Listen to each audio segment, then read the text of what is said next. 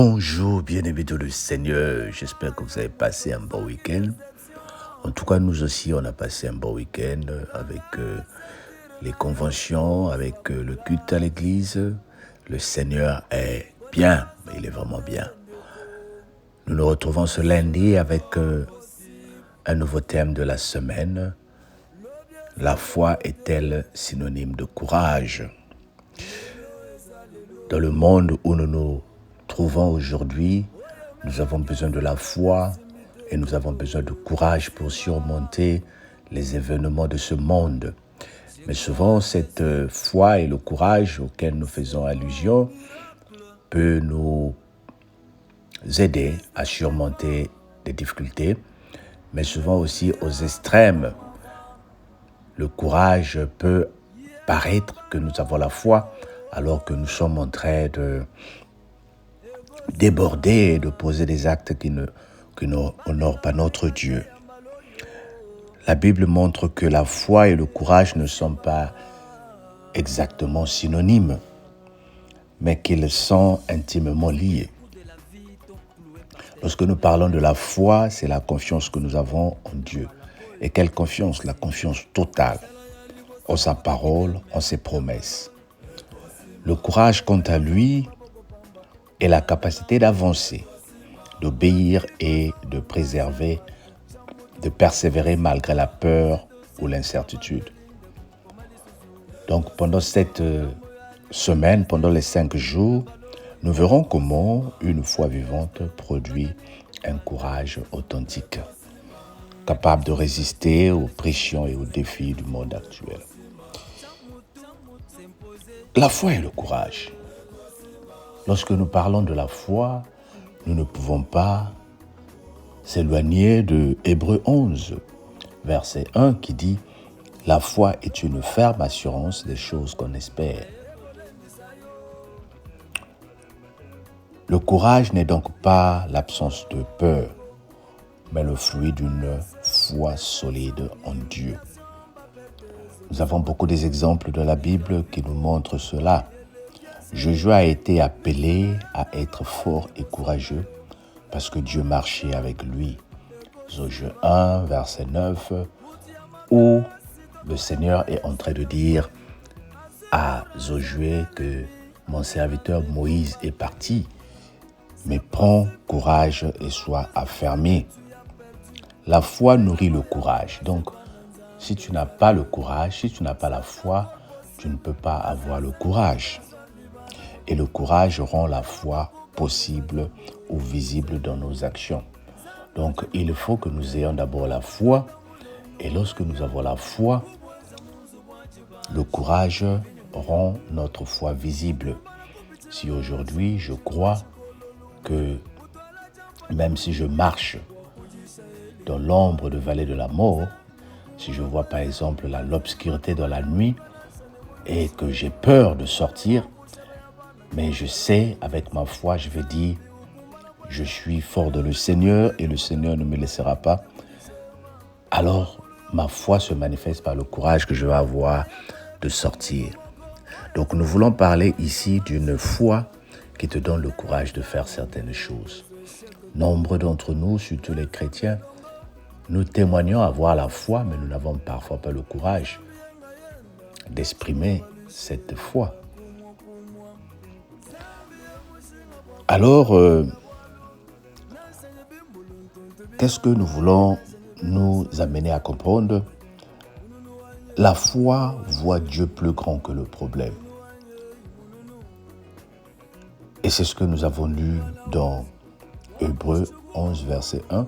Je t'encouragerai aussi à lire Nombre 13, 30 à 33. Tu verras que la foi nous permet de regarder au-delà des obstacles visibles et de discerner la réalité à la lumière de Dieu. Lorsque le peuple d'Israël a vu le pays promis, beaucoup se sont arrêtés à la taille des ennemis. Quand ils ont vu les ennemis, ils ont dit « Mais comment le Seigneur peut nous livrer à un tel combat ?» Et pourtant, Caleb et Josué ont choisi de voir plus loin. Ils ont cru à la promesse de Dieu. Ils ont dit oui, bien qu'il y ait les obstacles devant nous, bien qu'il y ait des difficultés devant nous. Mais nous croyons à ce que Dieu a promis pour nous, à la promesse de Dieu. Est-ce que tu as cette foi, bien-aimé? Est-ce que cette foi en toi produit un tel courage lorsque tu sais que le Seigneur t'avait promis tu vas te marier et que tu trouves les obstacles devant toi, tu dis j'ai le courage, je sais que c'est ce monsieur-là, je vais avancer. J'ai le courage, je sais que c'est cette femme-là, je vais avancer. Lorsque tu te trouves devant une situation, tu as la foi, tu avais dit je vais commencer à faire des voyages. Tu as prié et maintenant que le Seigneur t'a donné la possibilité de faire des voyages, tu t'arrives devant une situation et tu te dis, est-ce que si je partais, ma famille sera bien derrière moi et mon foyer et ce que je faisais avant. Mais Josué et Caleb ont choisi de voir plus loin. Ils ont cru que la promesse de Dieu était plus certaine que le danger présent. Et c'est ce que nous aussi nous devons voir. Aujourd'hui encore, il nous arrive de faire face à des problèmes qui paraissent trop grands.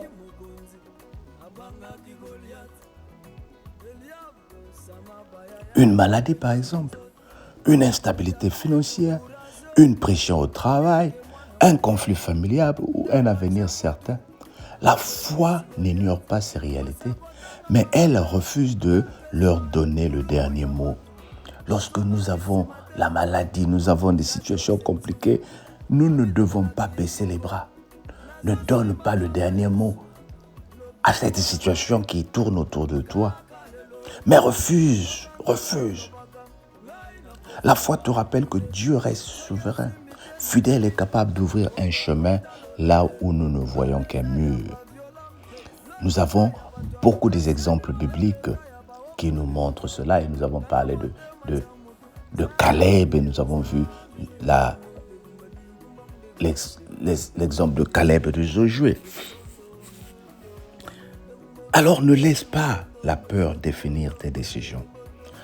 Remplace les pensées négatives par la parole de Dieu. Rappelle-toi des victoires passées de Dieu. Si tu as donné des victoires, c'est qu'il peut encore te donner des victoires aujourd'hui. Quel est l'obstacle qui te paraît aujourd'hui plus grand que Dieu? Et comment choisis-tu à affronter cet exemple? Mais bien aimé, c'est de faire confiance en Dieu. C'est lui qui te donne le courage et c'est lui qui te donnera les forces. Seigneur, aide-moi à te faire plus confiance que à mes circonstances. J'ai la foi qu'avec toi, la victoire me suit. J'ai la foi que je vais déplacer cette montagne qui est devant moi. Financièrement, socialement et dans tous les domaines de ma vie. Que le Seigneur te bénisse et qu'il t'accorde une bonne semaine au nom de Jésus, notre Seigneur et Sauveur. Dis avec moi, Amen. Dis avec moi, Amen. Passe une très bonne journée, bien-aimé. Bye bye.